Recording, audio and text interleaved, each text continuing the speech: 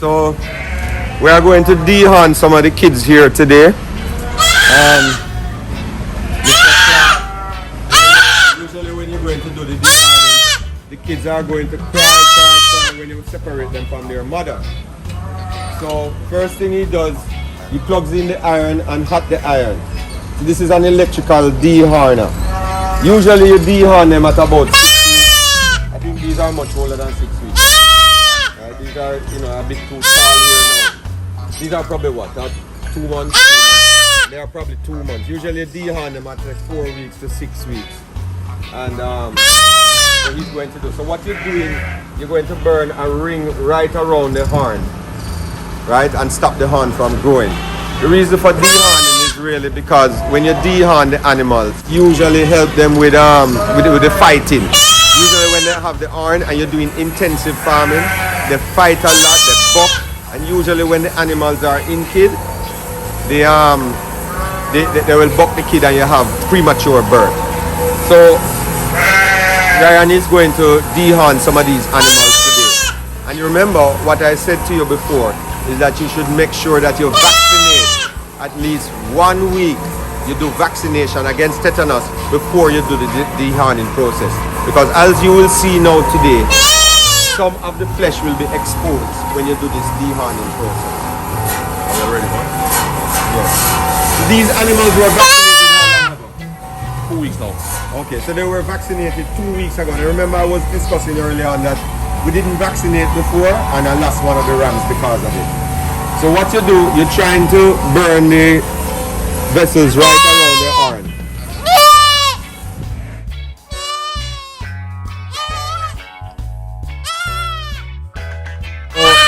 What we're trying to accomplish, you're going to see a round copper ring.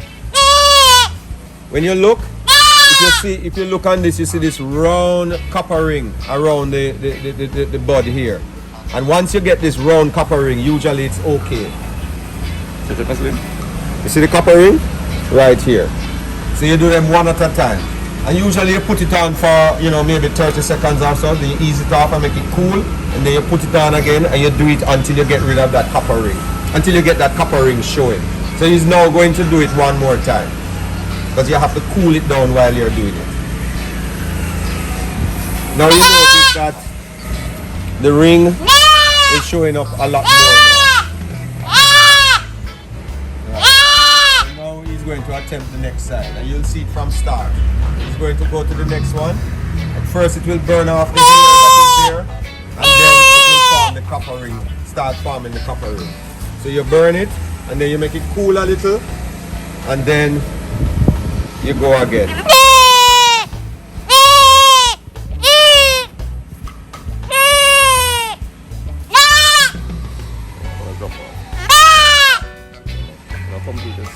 Yeah, this is not completed yet, but you'll see the ring. And then the horns will just drop off and it will heal. And then you have a whole head looking animal.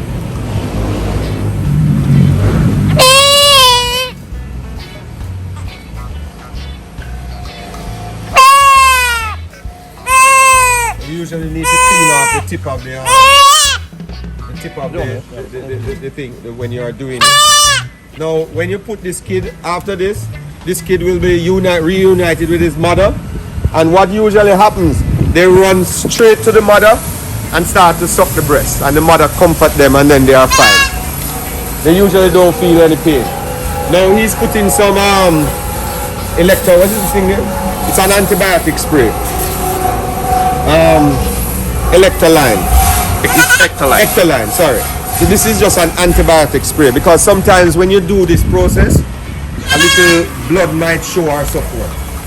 So this is just to protect from infection, which is a good idea.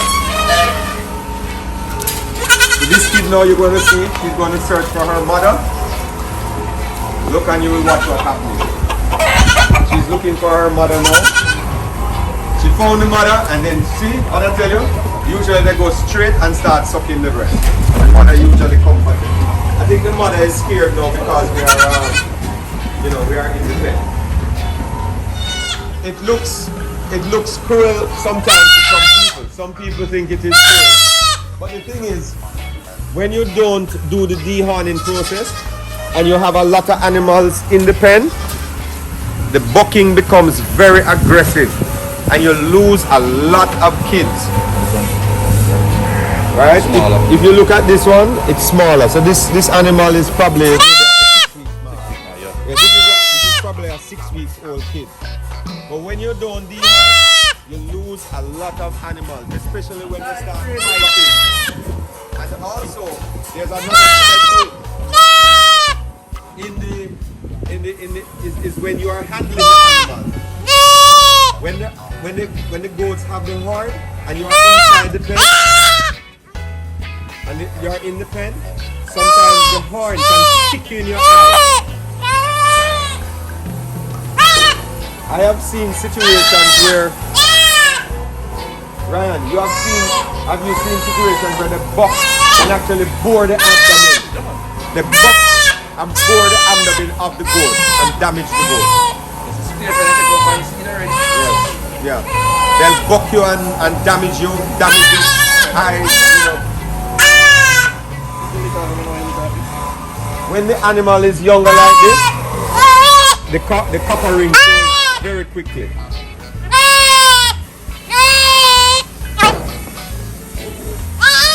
Hey, nobody fight me.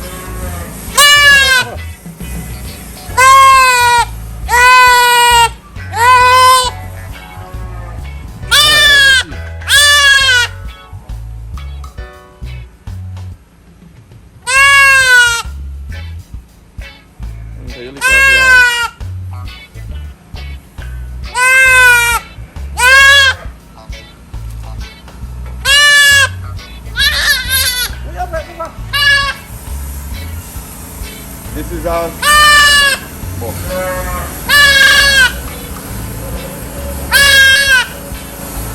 This is a part of what you do in intensive farming. When you're out in the field grazing, usually they can run away from each other and you don't have damages happening like bucking and so forth. He's going to search for his mother now. Let's watch and see. He's now going to look for his mom.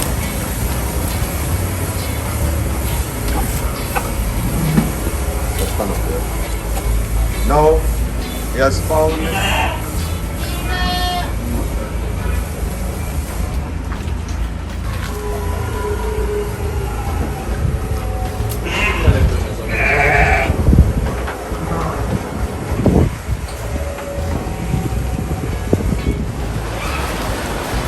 Now we are here looking at this alpine ram that I have, and one of the things that I want to point out, if you look at these horns, how sharp they are, very dangerous. And these alpine, the horn will grow and curl around and very, very dangerous.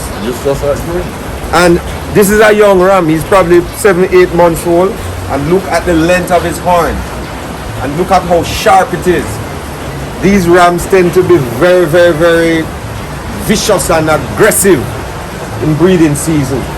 And when these horns hit a female, especially the female goats, when they start to fight, you know, it can be very dangerous. This is one of the reasons why dehorning is a good thing to practice, because of how dangerous these horns can be. And also, these horns can juke people, damage you, damage your eyes, stick out your eyes, damage your private organs. Very dangerous. We have seen this happen with goats. So you have to be careful with the horns.